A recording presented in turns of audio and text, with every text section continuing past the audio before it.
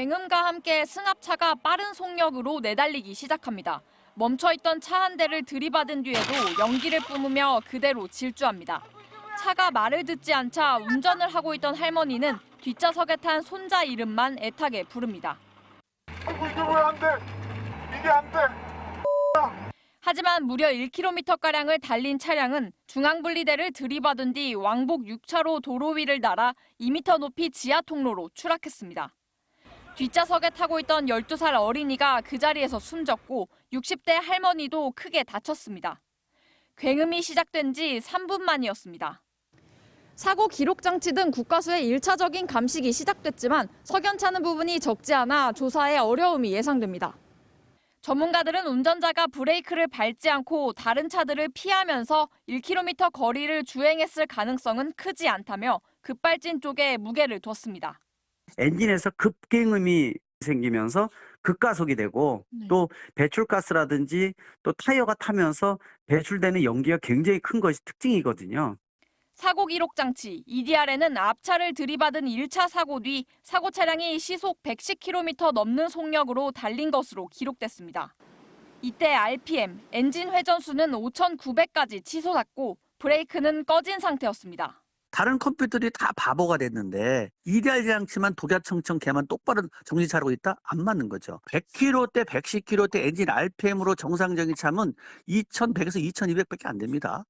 국과수도 최근 EDR 장치 오류 사례가 적지 않다며 데이터에 대한 추가 검증을 이어가겠다고 했습니다.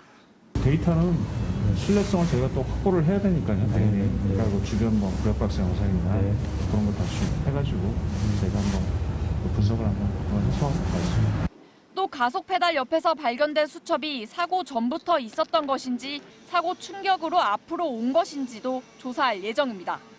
자동차 제조사 측은 경찰 수사에 협조하면서 조사 결과를 기다리겠다고 밝혔습니다. MBC 뉴스 이하라입니다. 지난달 강릉에서 승합차가 지하 통로로 추락해 타고 있던 12살 어린이가 숨지는 사고가 있었습니다. 할머니가 손주를 태우고 가다가 사고가 난 거였는데요. 유족들은 사고 당시 영상을 근거로 차량 결함으로 인한 급발진 사고라고 주장해왔는데 결국 자동차 제조회사 측에 민사소송을 제기했습니다. 이하라 기자입니다. 승합차가 연기를 내뿜으며 시속 100km가 넘는 속도로 내달립니다. 차량은 추돌 사고를 내고도 600m쯤 달리다 왕복 6차선 도로를 날아 지하 통로로 추락했습니다. 뒷좌석에 타고 있던 12살 어린이가 그 자리에서 숨졌고 운전자였던 할머니는 크게 다쳤습니다.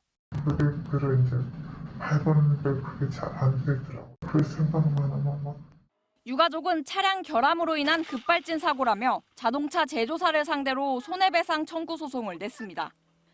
사고 차량이 연기와 액체를 뿜으며 달렸고 엔진 소리가 정상적으로 급가속하는 차량과 다른 점 등이 급발진 차량의 특징이라는 겁니다. 또 사고 기록 장치 EDR엔 운전자가 30초 이상 가속 페달을 끝까지 밟은 것으로 기록됐는데 상식적이지 않고 측정 속도도 이상하다고 봤습니다. 그러면 115km에 5초 동안 가속 페달 100% 밟았을 때 나는 속도는 얼마겠느냐. 사고 차량엔 자동 긴급 제동 장치 AEB도 있었지만 작동하지 않았습니다. 또 이번 사고가 중대재해처벌법상 중대시민재해에 해당한다며 징벌적 손해배상 책임도 묻기로 했다고 강조했습니다. 한 달 넘게 급발진을 증명하기 위해 CCTV와 블랙박스를 찾아 동분서주한 유족은 경찰 수사에 대한 아쉬움을 토로했습니다. 채취가 필요하지 않냐라고 말씀을 드렸어요. 경찰 조사관님께서 아무 의미 없는 행동이라고 말씀을 하셔서 오히려 저보고 사진을 찍어서 달라고 하셨었거든요. 변호인은 차량 결함의 입증을 제조사가 책임지고 증명하도록 법 개정이 필요하다고 주장했습니다. 사건 규명에 중요한 단서를 제공할 국립과학수사연구원의 정밀 감식 결과는 다음 달 중순쯤 나옵니다. MBC 뉴스 이하라입니다.